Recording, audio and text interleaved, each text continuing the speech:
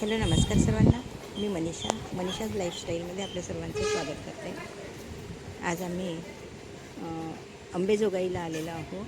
इथली ही योगेश्वरी देवी आहे आणि ह्या देवीचं दर्शन करण्यासाठी आता आम्ही जात आहोत. सकाळी पहाटेची वेळ आहे. रात्री आम्ही इथेच मुक्काम केला होता योगेश्वरी देवीला आणि इथून सकाळी उठून छान फ्रेश होऊन आम्ही इथे पहिले दर्शन केलं. खूप छान दर्शन झालं. योगेश्वरी देवीचं मंदिर हे प्रसिद्ध जागृत शक्तिपीठ आहे. ह्या मंदिराला मराठवाड्यातील मोठं तीर्थक्षेत्र मानलं जाते. तर अंबेजोगाई हे जे शहर आहे हे शहर बीड जिल्ह्यात येते आणि या शहरामध्ये जयंती नदीच्या काठावर हे अंबेजोगाई शहर वसलेलं आहे आणि अनेक कुटुंबाची जास्तीत जास्त कोकणवासियांची ही कुलस्वामिनी आहे. कुलदैवत मानलं जातं. इथे दर्शन करून आम्ही परळी वैजनाथला गेलो. हे परळी वैजनाथ आहे, मंदिराचा भाग आहे. परळी वैजनाथ हे सुद्धा बीड जिल्ह्यात येते आणि आपले 12 ज्योतिर्लिंग जे आहे ज्योतिर्लिंगापैकी परळी वैजनाथ. ज्यावेळेस पांडव वनवासात होते त्यावेळेस हे मंदिर बांधलं गेलं अशी आख्यायिका आहे आणि त्यावेळेसच सर्व पांडव हे शिवाची पूजा करण्याकरिता इथे या मंदिरामध्ये येत होते अशी पौराणिक आख्यायिका आहे. पहिले आम्ही तिथे दर्शन घेतलं आणि इथे सकाळची वेळ होती, जास्त गर्दी नव्हती. दर्शन खूप छान झालं आणि त्यानंतर मग तिथे दर्शन करून बाहेर आल्यानंतर खिचडीचा प्रसाद होता. तो प्रसाद घेतला आम्ही आणि सर्वांनी आम्ही खिचडीचा प्रसाद खाल्ला आणि मग प्रसाद घेऊन आम्ही औंढा नागनाथसाठी निघालो.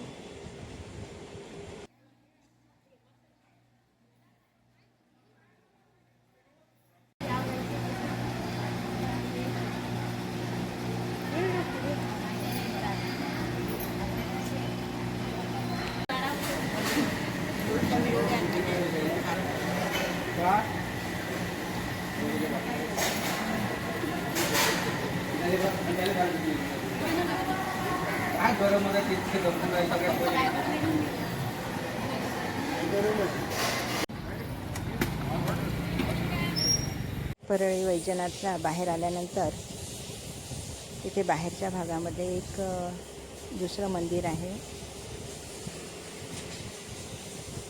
बघा, इथून दिसत आहे तुम्हाला. इथे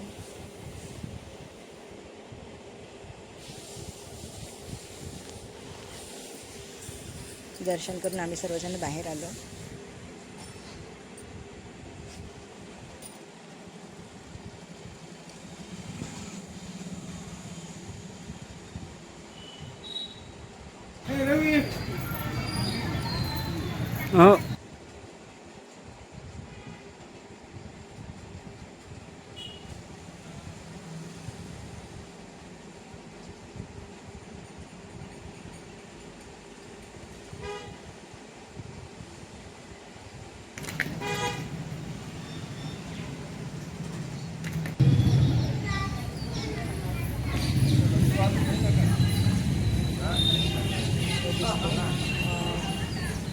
वक्रेश्वर मंदिर म्हणून आहे, महादेवाचंच मंदिर आहे.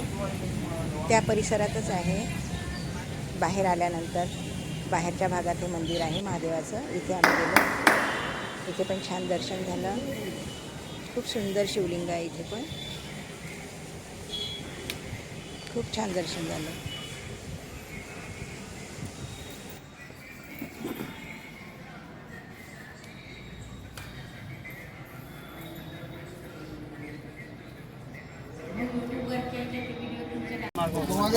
आपण जास्त लांब सुद्धा तेवढं दिसत नाही म्हणून तर इथे दर्शन झाल्यानंतर आम्ही परळी वैजनाथ करून औंढा नागनाथसाठी निघालो. औंढा नागनाथ इथून आपलं औंढा नागनाथ सुरू झालं. रांगेत उभं राहिलो आम्ही औंढा नागनाथच्या दर्शनासाठी. खूप मोठी रांग होती. इथे बराच वेळ आम्हाला थांबावं लागलं. खूप वेळ लागला दर्शनाला.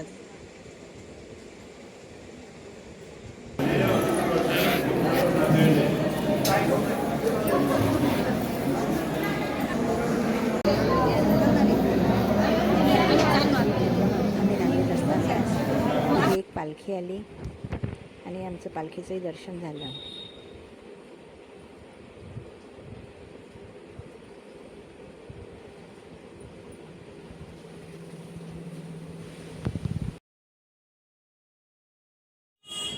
औंढा नागनाथ हे हिंगोली जिल्ह्यात आहे आणि जे महादेवाचे 12 ज्योतिर्लिंग आहे त्यापैकी एक मानलं जाते.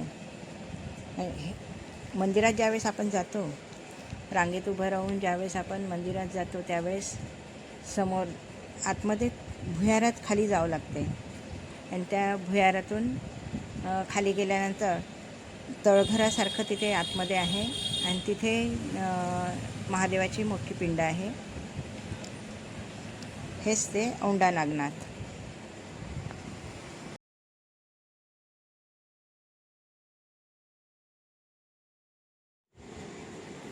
आजच्या दर्शनामध्ये अंबेजोगाईचं दर्शन आमचं पहाटे लवकरच झालं. परळी वैजनाथचं पण दर्शन खूप लवकर झालं. तिथेही जास्त गर्दी नव्हती, पण औंढा नागनाथला आल्यानंतर इथे गर्दी खूप होती आणि त्यातही बरं झालं आमचं दर्शन झालं त्यावेळेस 2:20 वगैरे झाले होते आणि 2:30 वाजता मंदिर बंद होणार होतं. तर 2:30 वाजता ते मंदिर बंद झाल्यानंतर 4 वाजता मंदिर उघडते. त्यामुळे आमचं दर्शन लवकर होऊन गेलं. जर त्यावेळेस नसतं झालं आमचं 10 मिनिट आधी जर दर्शन नसतं झालं तर मग आम्हाला पुन्हा 4 वाजेपर्यंत तिथेच रांगेत थांबावं लागलं असतं. पण दर्शन खूप छान झालं. आतमध्ये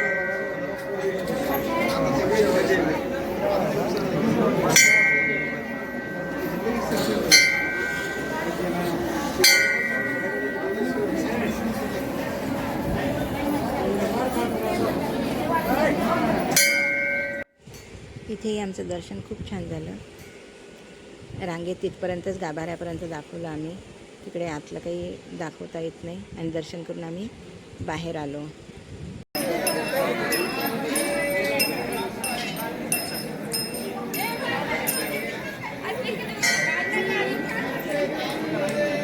आणि इथून आम्ही सरळ यवतमाळसाठी निघालो. खूप पुरातन प्राचीन मंदिर आहे हे.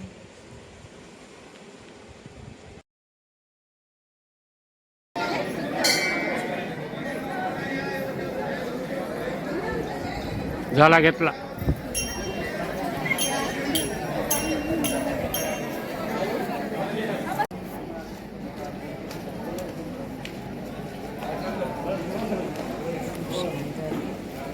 हेमाडपंथी मंदिर आहे. खूप छान परिसर आहे. अशा प्रकारे आम्ही सर्व दर्शन करून वापस येत असताना ही सोनू दिसते निळा ड्रेस घालून आहे. ही तिच्या घरी तिच्या मुलीने सर्वांचं स्वागत केलं. सर्वप्रथम ह्या राधाताई आहे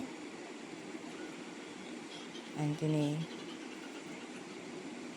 खूप छान एवढीशी मुलगी किती छोटी आहे ती तरी तिने सर्वांचं स्वागत केलं.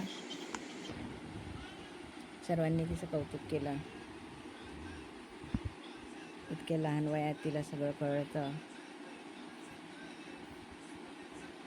सर्वांना व्यवस्थित तिने सर्वांचं स्वागत केलं.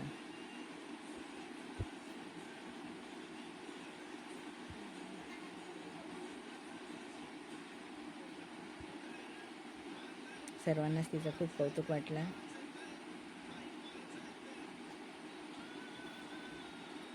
तिच्या सर्व चांगल्या इच्छा पूर्ण हो असं सर्वांनीच प्रार्थना केली. अशा प्रकारे आमची पंढरपूर वारी ही संपूर्ण झाली. तुम्हाला कशी वाटली ही पंढरपूर वारी हे कमेंटमध्ये नक्की सांगा. आणि आमची पंढरपूरची वारी जर आवडली असेल तर व्हिडिओला लाईक करा, शेअर करा, सबस्क्राईब करायला विसरू नका. धन्यवाद.